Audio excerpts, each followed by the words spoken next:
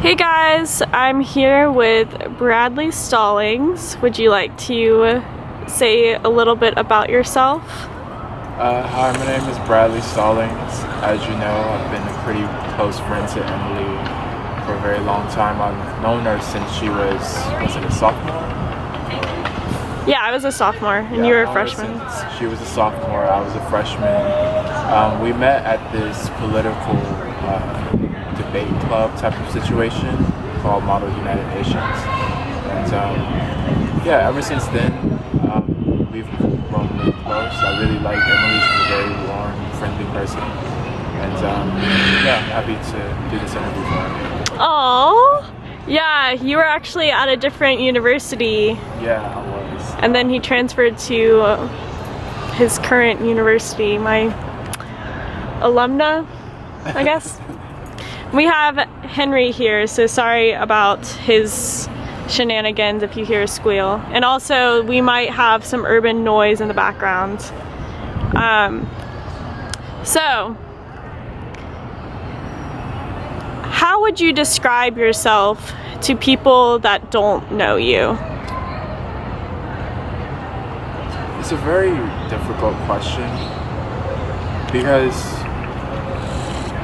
actually no, it's not that difficult. I mean, I feel like I'm a very, first of all, I'm a person who's very like reserved, very guarded. But once you get to know me, I'm actually pretty fun, pretty spontaneous. I'm actually very friendly. A lot of people have told me this. Is there anything else? I mean, it's just anything. What, like, going off of that, like, what are the kind of misconceptions people have about you when they first meet you?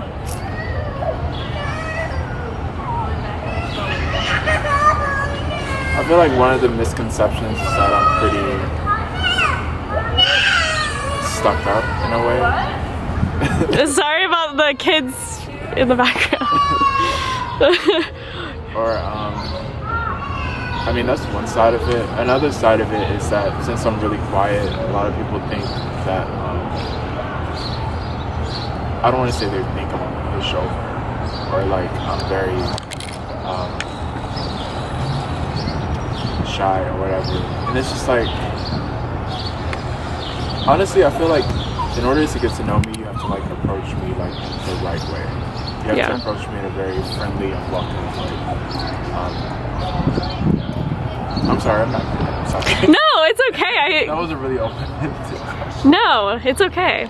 Don't apologize. But yeah, as far as who I am, yeah, there are things that I really, really care about, like politics and art, artistic stuff like fashion and design. And yeah. Going off of the fashion thing that you just said to everybody, if you look at his outfit, I don't know if you guys can tell. Wait, why not zoom? It's not my best.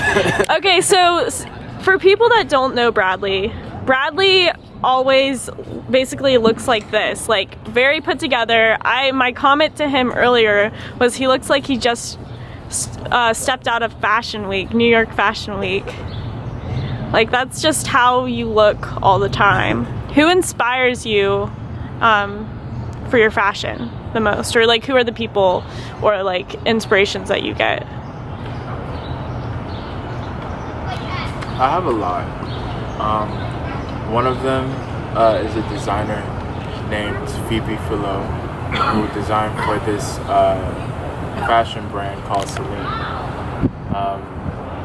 I like her a lot. She kind of like, I like her because she kind of like redefined like the silhouette for like womanhood and kind of like put like that kind of like, I guess, normcore thing out there. So I like her a lot. I also like another designer I like is Hyder Ackerman. His designs kind of inspire me. I guess it really isn't like necessarily a person that kind of like inspires my fashion, but more or less like I guess a brand and what a brand represents.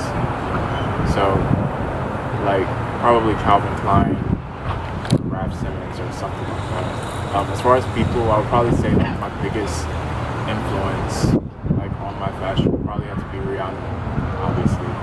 Yeah. And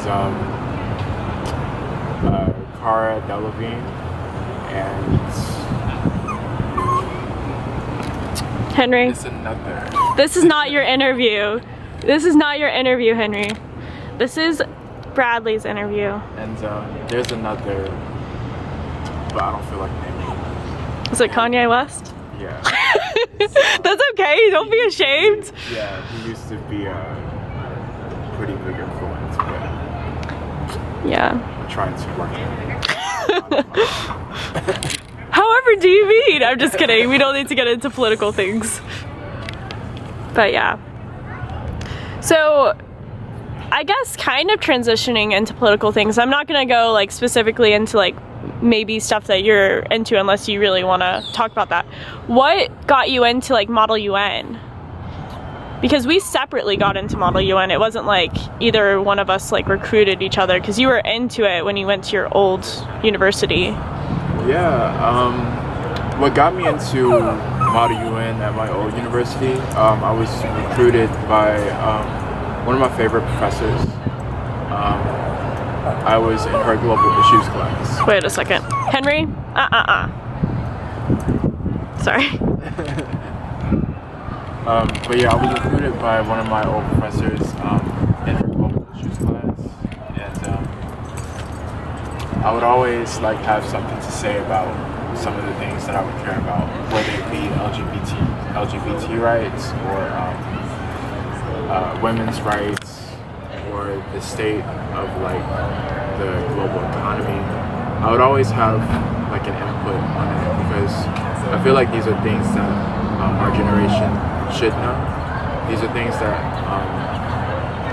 are very, very important, especially in this time, in this political climate, and I've always had an interest in it.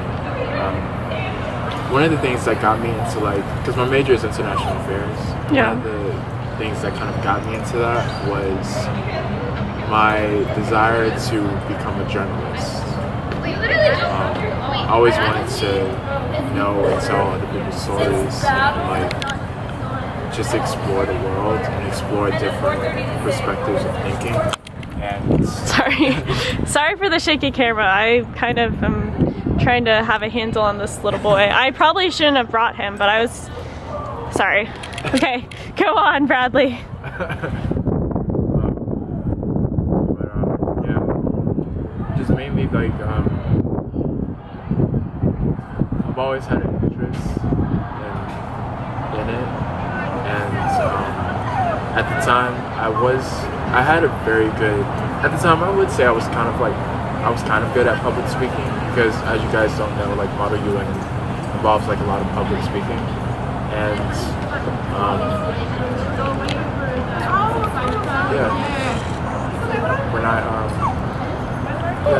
was recruited, and ever since then, I've basically made it a part of like my college experience because I get to travel, I get to meet lots of interesting people, I get to learn more about the different perspectives from different countries, and it kind of widens your scope in the world. So it's something that honestly I would recommend everyone doing. Yeah. Going off of like the journalism aspect and like the politics and stuff, what do you want to do when you graduate? Or like, what are some of your dreams? So, one of my dreams would probably be to work for a news website or a news source that I've always wanted to work for. Some of the sites that I'm that I draw like a lot of inspiration from, and a lot of intellect from, are like New York Times, Washington Post, Reuters, BBC. Yeah. Another goal of mine would also be to get published. I feel like that's something like not a lot of like people in college try to actively seek, but it's something that I feel will probably mean a lot to me. I also think that I also always wanted to like. Okay, let me back up for a second because I'm kind of choppy or something. But That's okay. another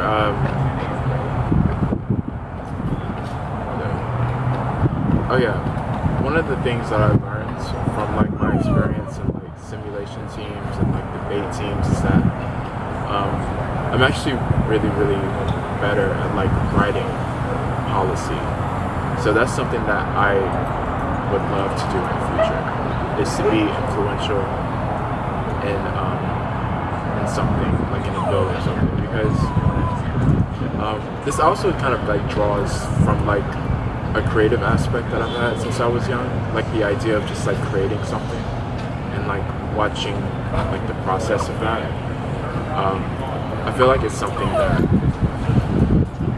is fulfilling, and it's something that I feel like I could use to bring a lot of good to the world. What are some things that you want to do now, like at your current age of 23, almost 24 years old, before you graduate? Well, I've said, I said get published. Yeah. Like write a really good like research proposal, have people respond to it.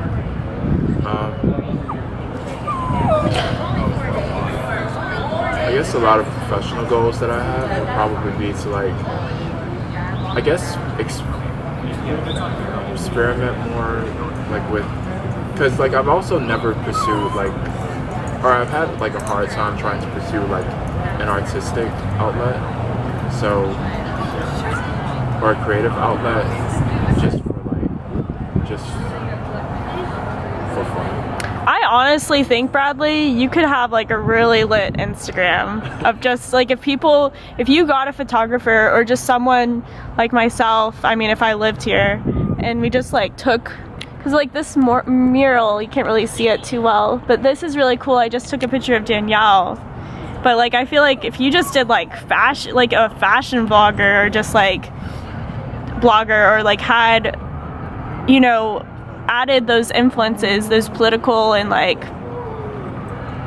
I guess cultural influences in there, that could be really like interesting. Yeah, I mean, updating my social media is also another goal of mine, because I feel like social media is very important as like a millennial. Yeah. As we all know. So like updating like my Instagram and all that, like that's something that I also want to do.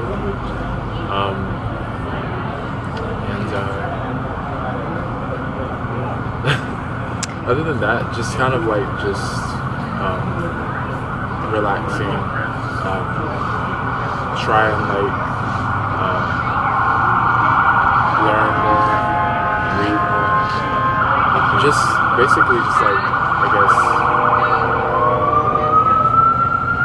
I don't know how to describe it, but I guess like just widening my palette, so that way I just don't get pigeonholed into like one specific career. Yeah. No, I agree with that. I think it's good to be specific about things, but like even with this channel, it's gonna eventually be, I have a lot of big goals for this channel even. And I like doing interviews like this because people get to see the most important people in my life, like Mr. Bradley. But what's something you really want to change about the current world that you feel like you could have a personal impact on?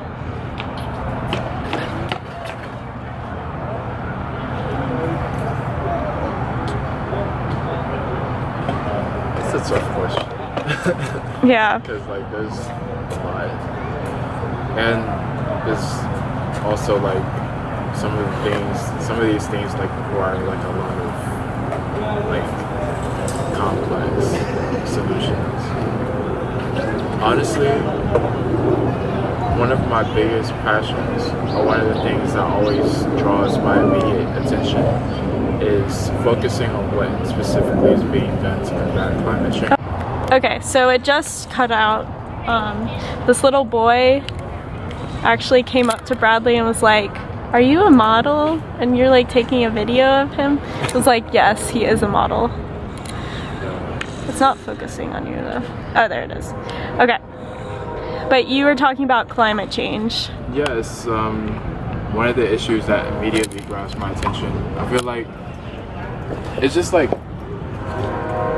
you know, it's one of the more frustrating issues in the world that kind of bothers me, because the solutions to it seem so reasonable and so simple, and they're so dire, but at the same time there's just a lot of there's just these unnecessary mechanisms that kind of block change from happening. And you know, also, like, when you think about climate change, you have to think about some of the people, like some of the primary people who are going to be affected by it. You know, it's not going to be people who are immediately protected. It's going to be people who live in poverty, people who live in coastal areas, which is, you know, a lot of people. It's going to be people who are directly affected by drought and climate, and conflict, and you know, and it's something that just shouldn't be stalled on. It's something that shouldn't be. It's something that honestly shouldn't be a debate or a discussion on. It's just something where, at this point, it requires action. Yeah. I think that's awesome. I think Bradley is a very ambitious boy. Well, you're a man. I don't know why I call you boy. So I'm gonna turn it over to you because I always like doing this. Little boy, can you not squeal so much? Okay. So Bradley, how do you think your individuality or just like your personal self has transformed over the last 23, almost 24 years? Almost. Well, I feel like as a kid, I was very hyperactive. I was also very anxious, but very shy. I don't know. I was kind of like, I was a weird child. But basically, I guess I always knew that I had like interests, or I had values or things that kind of differed from people around me, and that kind of like, and learning that has. One of the things that I also learned, like growing up, is something that keeps popping up, honestly, is like my relationship with conflict. Because I feel like I've always had to deal, or had to learn how to deal with being at conflict with people who may disagree with me on something, or people who may just not like me personally, or people who I have a discrepancy with, and sometimes it's worked out well. Other times, a lot of times, it hasn't worked out pretty well. But I feel like it taught me one of the things it taught me was to believe in myself, to have a strong sense and have a strong like confidence within myself, to know that I'm making the right decisions for my life, or I'm making the right decisions, or I'm making the right choices for me. And yeah, but it wasn't always easy. Like growing up, I was, I wouldn't say I was bullied, but I definitely like faced a lot of animosity because of my sexuality or my perceived sexuality.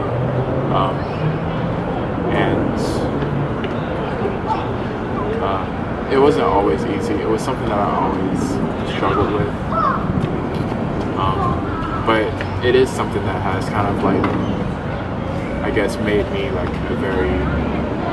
it's given me a lot of strength in the person that I am. And it's made me very, very, very more confident. I feel like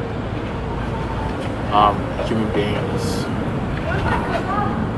we learn confidence in practical situations.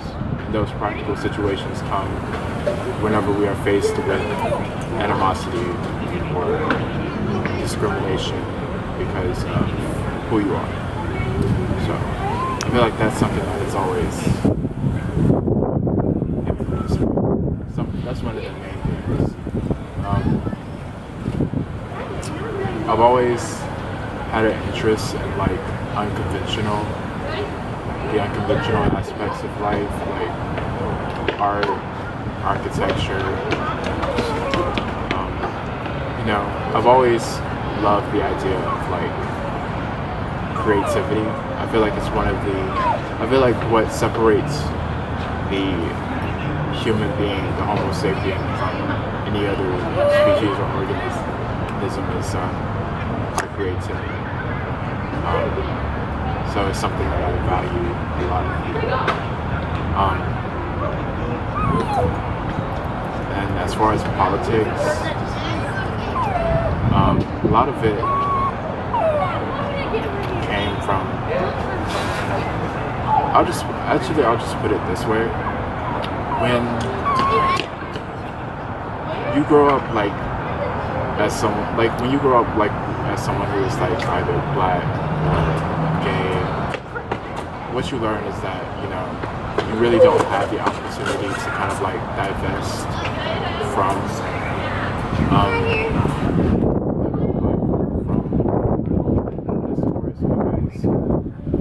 there are things that we discuss that primarily affect you. So I always found that it's important to stay on top of it and to always be in the know, to always know what's going on. Yeah. That's a lot. Wow. I call Bradley Mystery because there's just something about you it's charming but in a mysterious way, and it's also, you have a lot of depth to you, and I think anybody that knows you knows how deep you are. But kind of going on more personal things, do you want to talk about certain things about yourself that have to do with certain identity things that you talked about earlier, and kind of how that's what made you feel more comfortable or confident talking about that kind of stuff about yourself?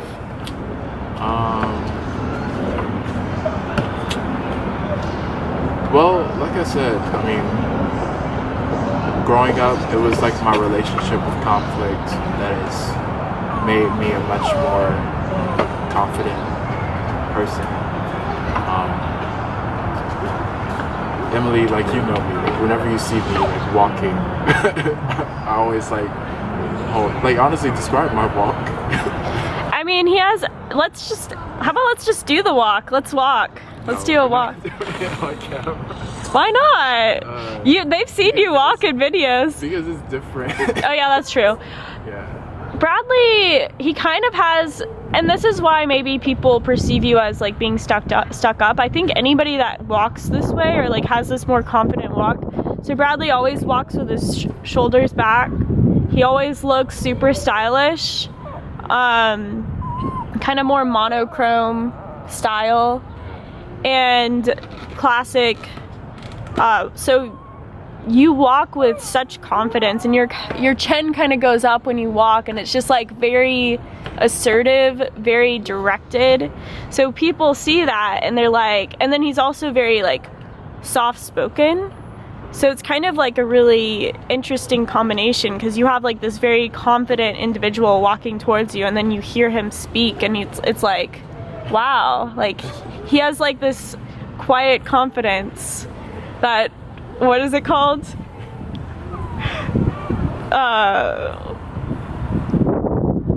BGE? BDE? Just kidding. Just joking. But it's kind of like that if you want to describe that. It's like you don't have to put up a front. You just, I mean, Bradley's Bradley, and he walks around with the confidence. I mean, but whoa, stop. I mean, I feel like people perceive me as like mysterious because I don't open myself up to a lot of people. I'm not the type of person. Okay, so honestly, when we did this interview, I thought we were gonna like discuss Myers-Briggs or something like that. Oh yeah. But I think Emily has described me as kind of like an ISFP. You could be. I don't really know. I'm like really on the fence about you. There's many types, because I really don't want to say what exact type you are. I mean, maybe if you guys think of what his type might be, you can tell me in the comments below. But yeah, I mean, I didn't really want to talk about Myers-Briggs stuff, but we can. I mean, it's not that I don't want to talk about it, but it's like, it's different because like I really know you, and a lot of these questions I already know the answer to, but it's like it's like for people to kind of get to know who you are. The purse? I mean, I feel that. No, we can continue. What was the question again? I don't even know. Oh, it was your walk. Oh yeah, I was saying like a lot of people think I'm mysterious because like I don't easily share like a lot of things with people. But you know, I am very like active like on campus and very active with people. I try to engage with people, but you know, it just takes like some pride. Yeah. I don't know if that makes any sense. No, it does make sense. I mean, it feels different, but I feel like we met in such a different situation. Would you like to describe like our first meeting and what our first impressions were of each other? So, like I said, we met like in Model UN. At Sermon. Southern Regional, what is it, Model UN conference? Yeah, the worst conference in the world. I believe I was representing Haiti and you were representing Palestine. Yep. So obviously right off the bat, like for someone to, you know, to take such an active role like in the debate, knowing that given the role that Palestine has in the United Nations, it's a very limited role, but to just go with it and to control the room anyway, that was already a positive impression on me, because Henry wants to be with you. I love this song. Yeah, he's cute. Yeah, and as the debate continued, I don't know, you just struck me as like a very like a person who quote unquote like had their shit together. Which is so funny because I don't feel like I do at all. Yeah, but you just had like a lot of confidence too, and the second time I guess the time we met again, which was when I transferred to Kennesaw State, you immediately recognized me, which was very which was a very it spoke volumes. So Well, you left an impression on me too. Like I mean, immediately it was almost like, it's kind of weird because obviously, like, you know, it's not on like a sexual, you know, like a sexual sense, but it's like, it was like this weird magnetism that I feel like both of us had towards each other. And I saw you the same way, really. Maybe not like the shit together thing, but like, cause it's funny that you say that, cause I do not see myself that way. But it was like, you were so confident, you were Haiti, like we were kind of the outliers in the conference, and you were just like so helpful, and I don't know, I just remember you. You also have a very recognizable face, I feel like.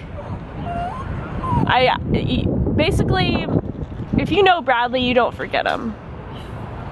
I feel like that's kind of like, whether it's a positive or negative experience, you don't forget him. Like, that's the thing, like, you don't have to be loud. Like, some people have to be loud, or they have to like demand attention. You just by yourself demand attention. yeah, I like people come to me. Yeah. It's like that, I guess what you said, magnetism. Yeah. I prefer letting people come to me. I don't like put myself out there or try hard to put myself out there, because I feel like it just like rubs. First of all, it rubs people the wrong way. Yeah. And plus, like, I feel like if you are just yourself and you don't try and overcompensate, the right people will, like, you'll eventually like fall in line with the right people. The right people will fall into your life. So that's kind of like, I guess, the reason for like my personality. Yeah. So my camera, the memory card is about to be full and the battery's almost dead. Is there any last remarks you want to say? I'm not good at last remarks. Other than, you know, okay, first of all, vote. That's like your last thing that you hear? First of all, vote. Please vote. And second of all, thank you for the interview.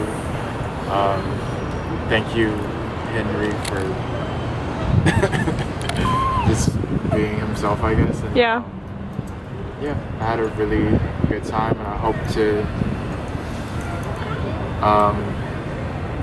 hope I get more involved with this channel in the future. Well, you will, because I'm going to force you to.